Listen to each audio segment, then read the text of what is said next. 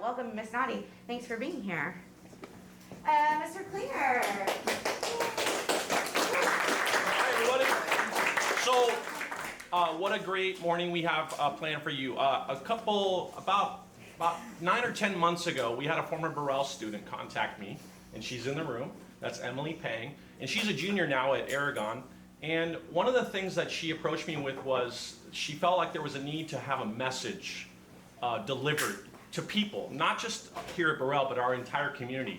And that had to do with some things that she was going through and some of her fellow students were going through while they were in school and outside of school. And this has kind of led to a whole series of events. And I'm really proud of the fact that we have people that are former Bobcats who have come back to us and they've learned some things that I think are really valuable for us. So they're going to share that with you. We have some amazing speakers here for you today to also talk about some opportunities that many of you in this room have when you just take a little bit of initiative and put some effort into some things. So with that, without further ado, I want to introduce Emily and her team, and they're going to take us away and get us started here. So give it up for Emily.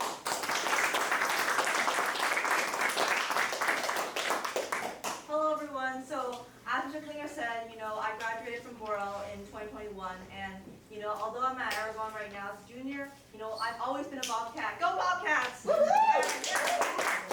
So I'm really excited for this event because our team worked tirelessly to promote this and plan this out, and it wasn't like we weren't able to create this event without the support of Mr. Klinger, and he's always been supportive of our team, so I really appreciate that. So yeah, so we'll begin with our Latinx instead of it for DyeversityInUs, the organization. Alright, so first we would like to introduce our team members. So first, for the first one, my name is Emily. I'm the founder and executive director for DyeversityInUs. Hi, I'm Marisol Solozano. I am the chapters director. I basically just manage all of our members, and yeah. My name is Nyla, Garrick, and I'm the co-founder of DyeversityInUs, so I've been working with Emily since the start of when we founded DyeversityInUs. Alright, next slide please. Oh, there. Okay. Alright, so first, let's talk about what DyeversityInUs is. So it's a youth-led nonprofit organization, and we strive to educate communities on the harms of stereotypes and empower youth to promote underrepresented careers. And so this is youth-led because we started it in high school, and so we work with youth to kind of promote this message. And so we founded this because we see the problem of how there's stereotypes in schools and that there's a disproportionate ratio of minority groups in careers such as the government and STEM fields.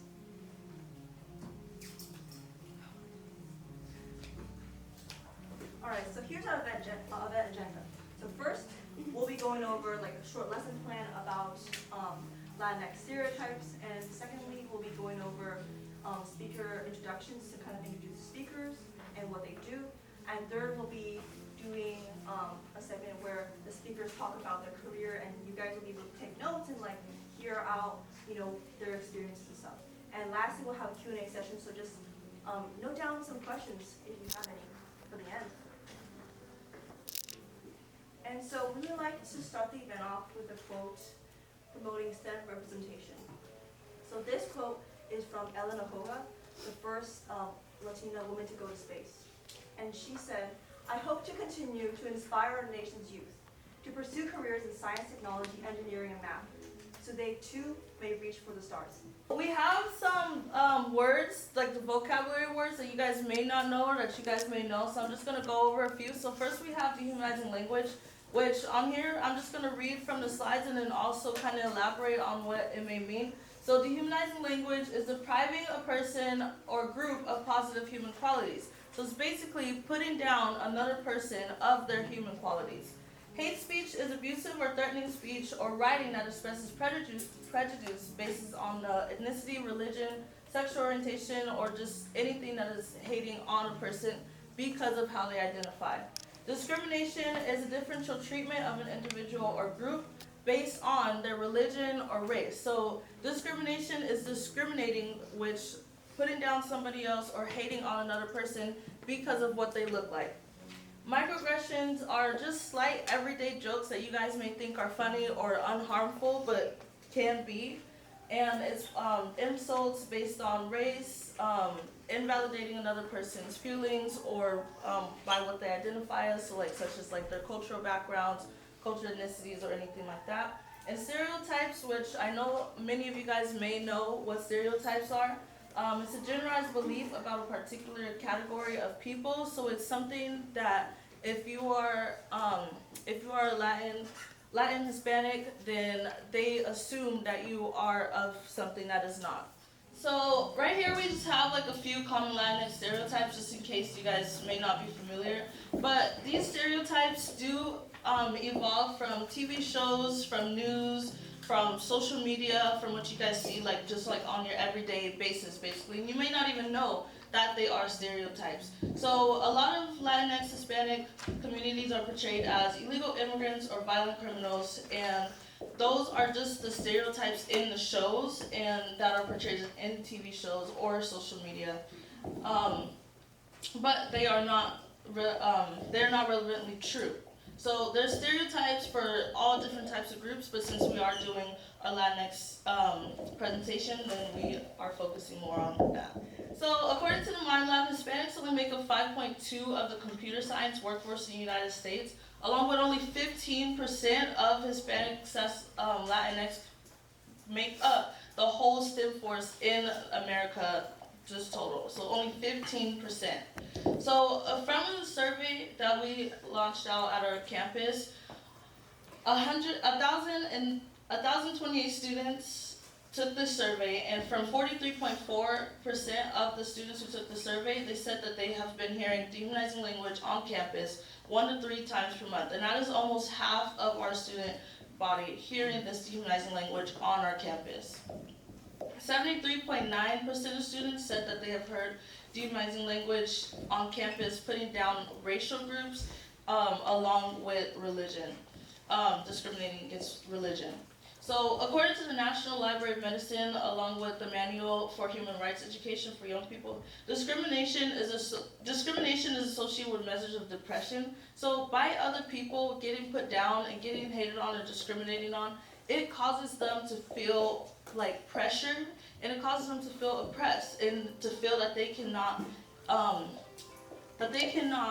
push, like, be who they are basically. So, as you guys heard in the beginning, that we see a problem. Stereotypes put down people, and they put down their dreams as well. A lot of people want to be in STEM careers. A lot of people want to be in government careers, but there's somebody telling them, oh, like, you can't do this, or you wouldn't be fit for this. Which is why we want to bring this presentation out, to encourage you guys that you guys can all do whatever you want to do. This specifically is about STEM. You guys can do anything that you want to be. You can be anything that you want to be in the world, whatever job. So stereotypes cause systemic oppression, which leads to more stereotypes under the representation for the next generation. So all of these stereotypes come down from generations to generations and generations. So it all passes down from like the way back in time, from when people were immigrating to this country, and these stereotypes are still very heard to this day. So our solution is to just come out to you guys and present and tell you guys that, you know, there's a lot of minorities, but not a lot of minorities in these certain careers, specifically STEM, and we also do ones based on government as well, but this is STEM. All right, hello, we're now going to do our speaker introductions. So, we have... Hi, my name is Rocio, you can call me Rochi. I'm Argentinian, and I'm currently finishing my MBA that I did in Bocconi in Italy. And I'm helping like 2 startups, one in Argentina, another in Italy. I have moved here to San Francisco like 5 months ago. I'm currently supporting 2 startups, one in Argentina and another one in Germany.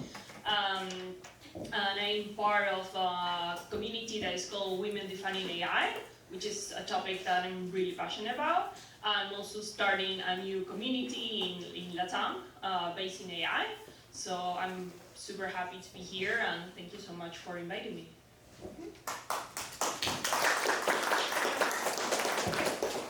All right, my name is Nyla. You can call me Nyla. I'm a software engineer in the Invisalign company, but I'm working as a senior program manager. So what I do is I manage projects for software in that company, which is an orthodontic company. I'm from Costa Rica, and I've been here for 2.5 years already. And yeah, I'm really passionate about everything that is related with software, engineering, maths, everything about that. And I'm really glad that we're here, and also thank you everyone to invite me.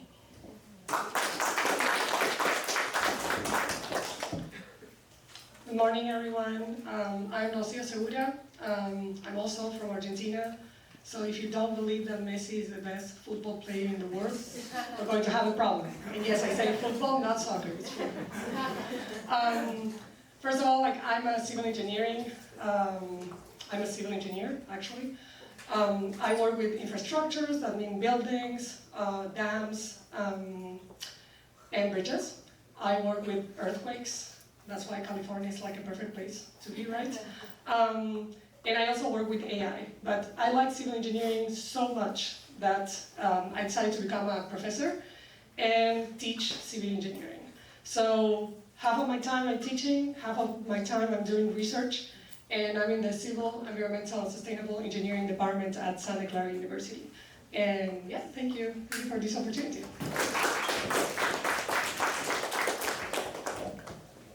Thank you so much. Okay, so we are here to ask you some questions just about your experience as Latinx individuals in a STEM career. So basically some of the questions that we would like to ask you are, why do we need to stop stereotyping and throwing slurs and or microaggressions at each other? How do you think we would do that? Just any of you, do you think we have an extra? Okay, so I think that stereotyping and microaggressions, you might think that it's something small when you say something or you just to somebody.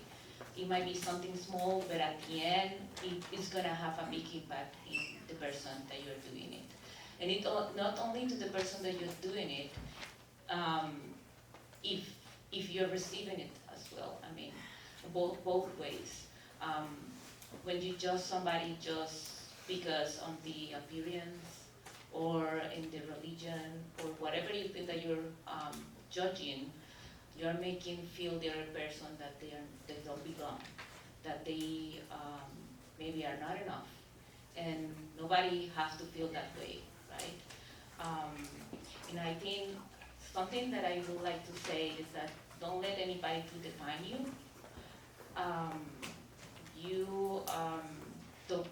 That's something that I always say to me during my career, because sometimes we said, I'm not enough because, I don't know, I'm tall, I'm small, I'm fat, I have this religion, I don't have money, whatever you think, or whatever people are telling you, don't let anybody to define you. You are the one to have the power to define what you want.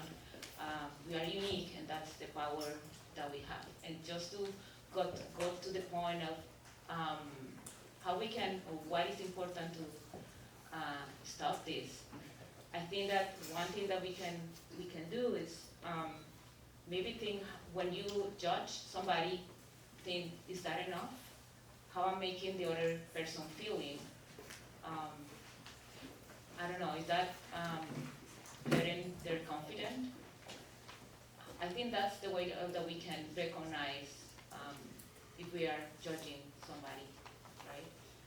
And yeah, I don't know if you want to. So, kind of like building up on what Marianella said, I think there's nothing micro about microaggression. Those are aggressions. And the thing is, like, by saying those kind of stuff to people, you're defining them, so you're limiting them. And I think it's important because sometimes we're so used to this kind of stuff that we're not even able to identify those. I studied in Canada, so I moved from Argentina to Canada, and I remember like I show up on time to a meeting, and they were like, "Oh, for a Latina, you show up on time? That's weird." So I was like, "Whoa, that's what they really think." Or I know I remember they say like, "You don't look like an engineer." It's like, at the time I thought it was a compliment, like, "Oh wow, okay, so I'm special." And then I was thinking about that. It was like, "Oh, there's nothing special about that. Like you're telling me that I don't look like something that I want to be." Another example is like, "Oh, you study in Argentina, you use like this big book of math, so you know that?" It's like, yes, I did all of that.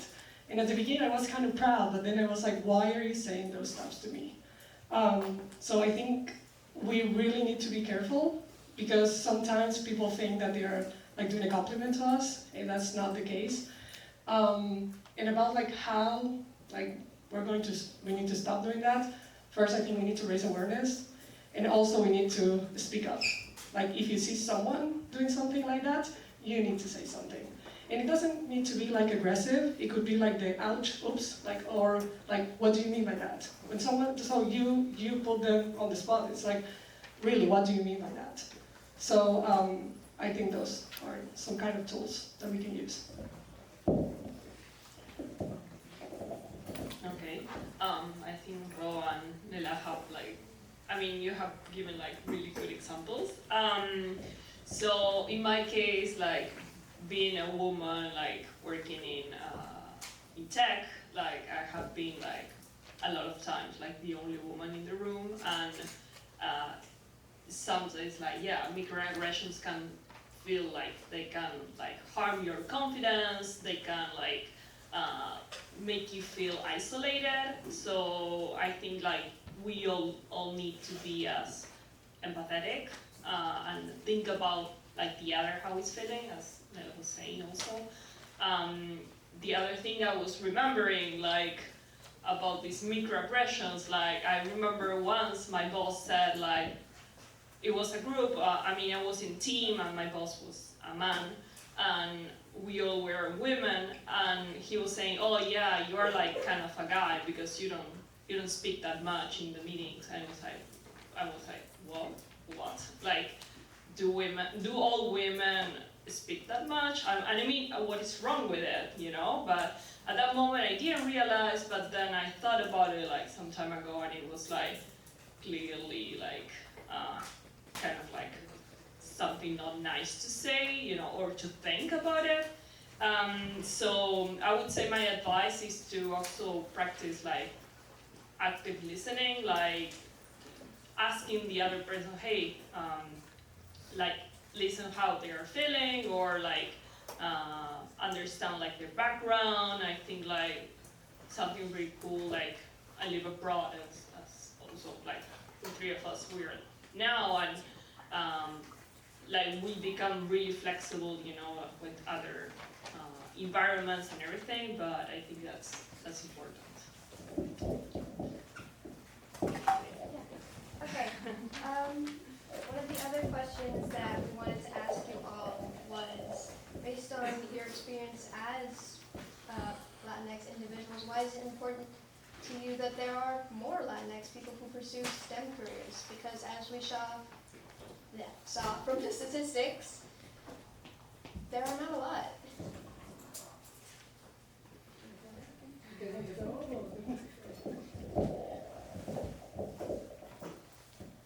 Well, first thing I think that why we need to have more people in that area is because we need a different point of view from anyone. There are so many problems that have and can be solved with different point of views. So as I said before, everybody is unique, and we have different cultures, different people solving problems. It would be better. So as much people that we have with different backgrounds, we are going to have different or creative ideas to solve more problems.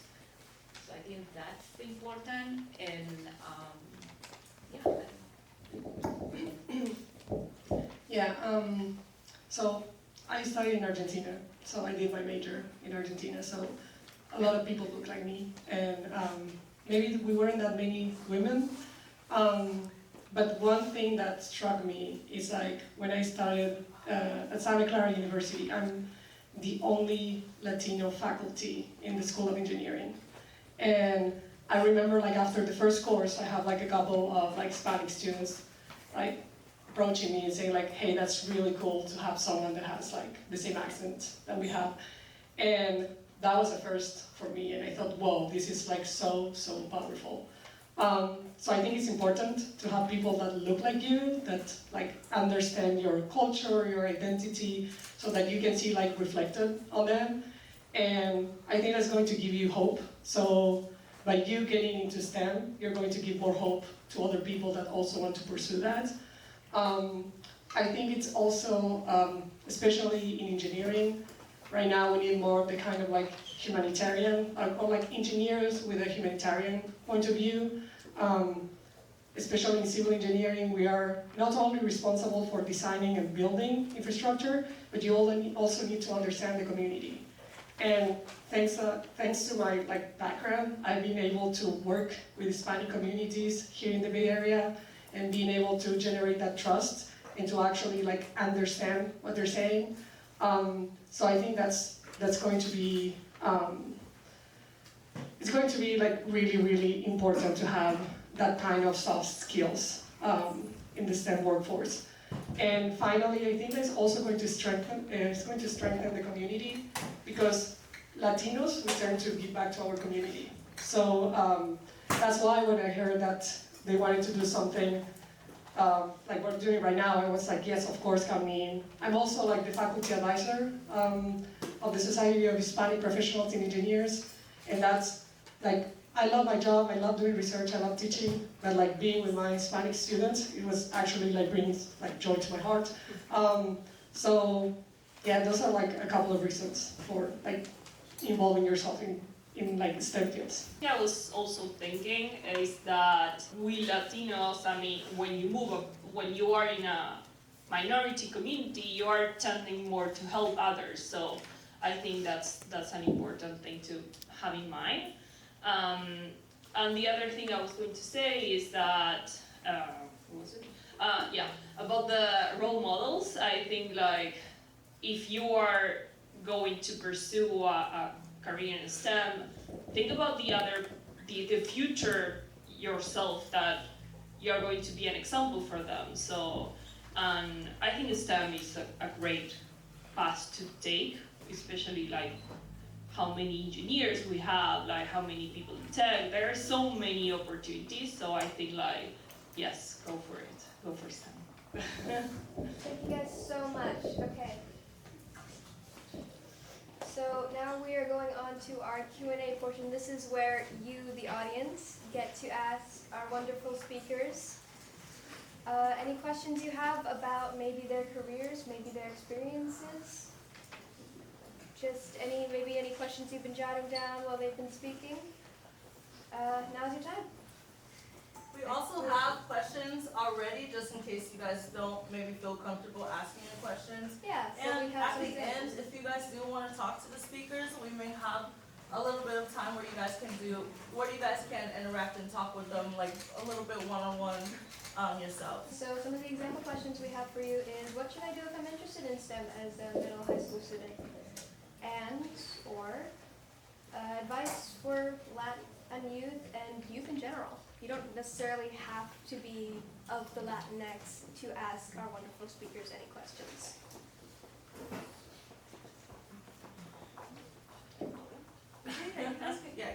Just to break the... Sure. Okay. First I was going to say, I think like having a mentor is pretty important. Like when I actually remember like coming here, like why did I got like interested in technology? It was basically because of a high school teacher. Like I started to like program in HTML, like doing web pages, and then databases, learning SQL, and this teacher like started to say, wow, yeah, you're really good at this. I mean, you can definitely like pursue a career in technology. And it ended up like, I was like, yeah, this is true, I really like it.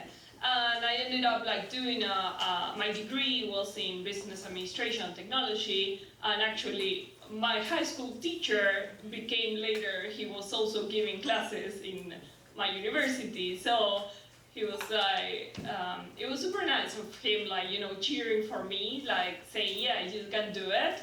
So I think it's really important to have like those kind of people around you. The other advice I would say is like, because it was really hard for me, you know, as being a Latina and also a woman, like to ask questions and ask for help. So Like, don't be afraid of that. Also, there are like a few universities that they have what it's called like summer engineering schools or summer spring engineering days. So those are all programs that you can apply. Those are for free. And you're going to be exposed to what is like engineering, like in general. You're going to be in touch with the professors that they're going to be teaching you after. So please, like, take a look at all those programs. Those are like opportunities like for you. In terms of advice, I know that it sounds like repetitive, but like ask questions, like all the time. Between my Hispanic and non-Hispanic students, my non-Hispanic students, they ask a lot of questions. They are like all the time reaching out, and this is not something that my Hispanic students do. And that is a problem, because sometimes you want to see that they care, you want to see that they feel entitled to ask you a question. And this is kind of like a personal story. When I was doing my PhD, like this is something that takes around normally like from 6 to 7 years. For me, only took 4. But it's not because I'm like smart or anything. It's like I'm constant, and I was asking all the time my advisor questions. It's like I'm not going to take a no for an answer. Like I'm not going to be waiting to see, okay, what happened. It's like I was knocking on his door all the time. And actually, when I finished my PhD, he was like, yeah, she finished because she was all the time in my office. She was asking all the time questions. So please, like, do that. If there's office hours, you go to office hours. At least you want to, like, know people. I like my students when they come and just say, like, hey, how's it going? Like, I want to know you. I want to know what's going on. Yeah, and the other thing is, like, again, you don't need to be, like, smart, super smart to do STEM. In my case, I feel like I'm, like you hear me talking, right? So I'm horrible, like in every language. I'm horrible writing. So everything that is like literature, history, I think that that's actually difficult. Okay, so you just need to be constant, and if it's something that you want to do, just like go for it.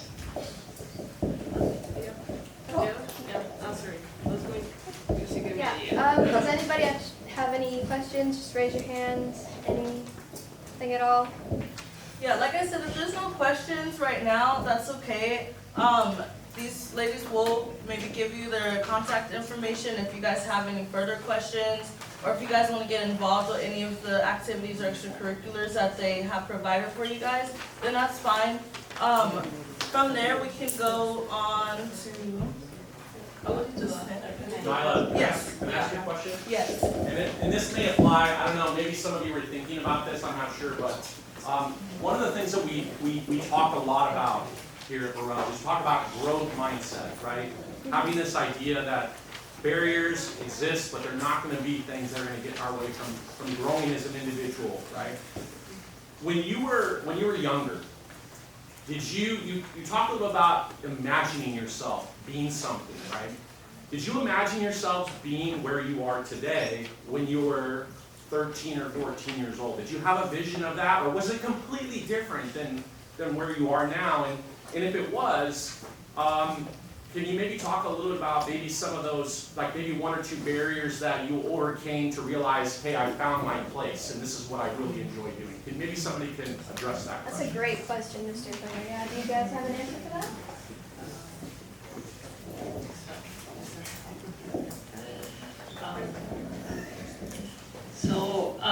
Wow, great question. So about the growth mindset, like I'm really trying to remember like what was I thinking like when I was in high school, like I think I didn't realize like what I was able to do, like even after university. I think like when this was my feeling at least, like when I was younger I had like more like baby steps, you know, like, okay, I'm going to university, like a really good university to get my degree and study, and then I would realize. And then after I finished university, I realized, hey, I really want to start working, like to having my first professional experience. So, and then I started. And when I got into my job, I realized, hey, I really wanna have an experience abroad. Like I started to work with people I was in Argentina, and I started to work with people from Mexico, from United States, from Chile. And I realized, hey, this would really give me a big opportunity, like in the next, 5 years in my life. So, later I joined a company, and 3 years later I moved to Brazil. And I think like, yes, you can see yourself like, you know, in me in 10 years, like I think like maybe somebody like, it wasn't my case, for instance, like I don't think I realized like how much potential I could have. I think one of my issues has always been like, you know, diminish myself, oh no, I don't know if I can do it. Like, for instance, when I decided to do my MBA, I was like, what happened, right? Like, oh my God, I'm not good at math. Like, am I going to do an MBA? Like, and then I realized, hey, I mean, I could do it. Look what I have done on all my past, you know, like. So I think yes, it's a great mindset that you are putting in students. You know, that growth mindset, like looking ahead of time, where you want to be in like 2-3 years. Maybe it's not 10 because 10 might be too much, but I don't know, baby steps, you know, like take little by little. So, yeah.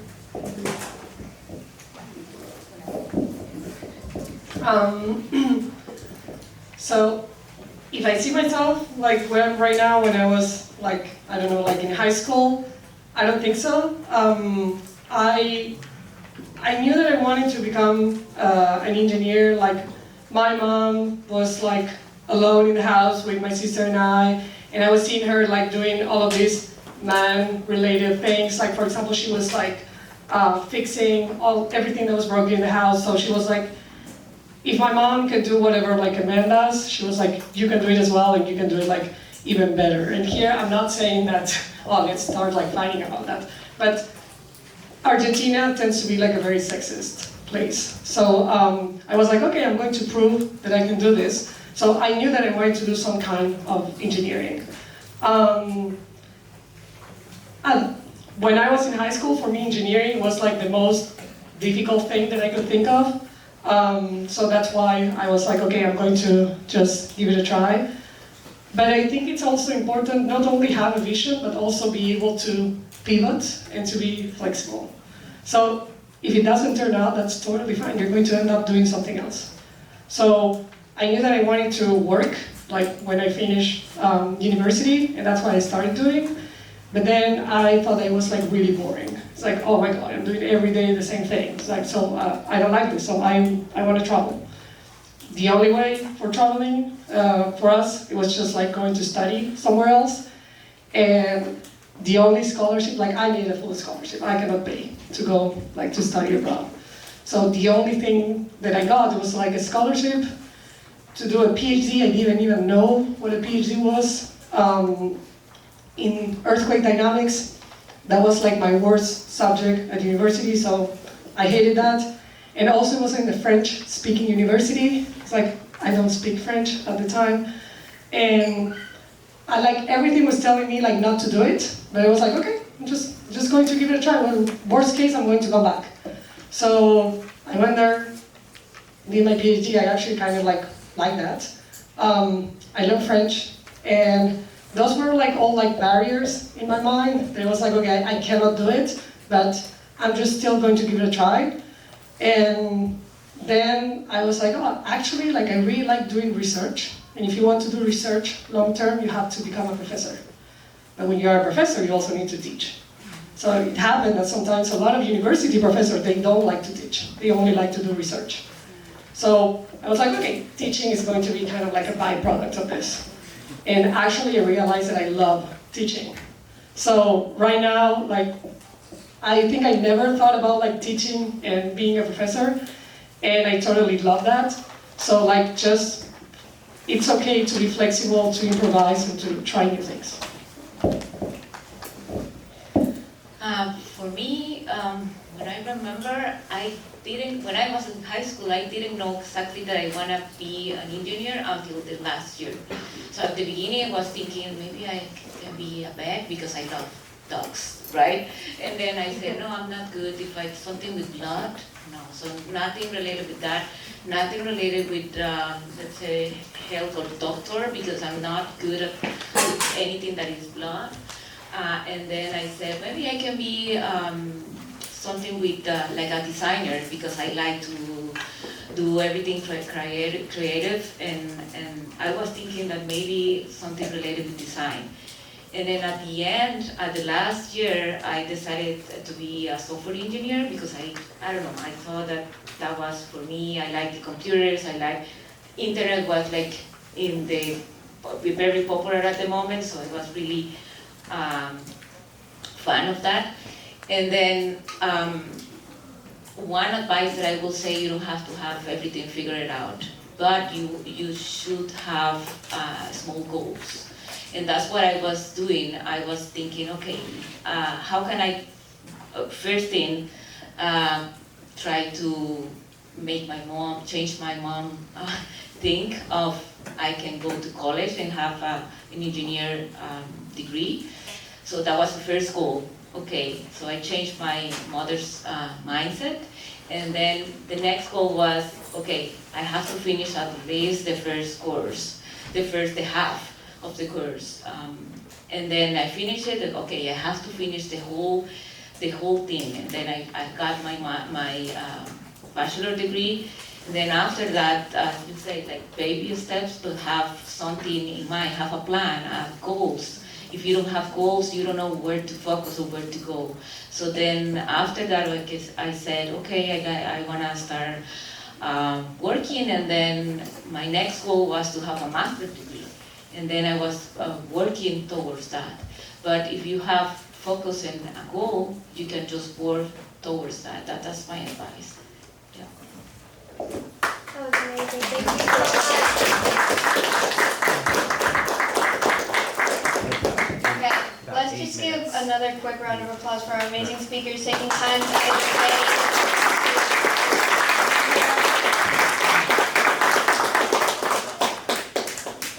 Alright, so for our last slide, this is just a slide that we have.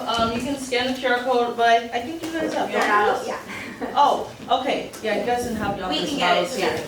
But when you guys, I'll send these slides out to your teachers. That way, when you guys have your on your like phones, you guys can scan the QR code and you guys can find a chapter leader application. There's our Instagram account, and then we can also just kind of guide you guys if you guys do want to be part of DyeversityInUs. So that is it for today. Thank you guys for being good listeners and paying attention and focusing, and also taking your notes as well. So I would just like to close on that. Thank you guys.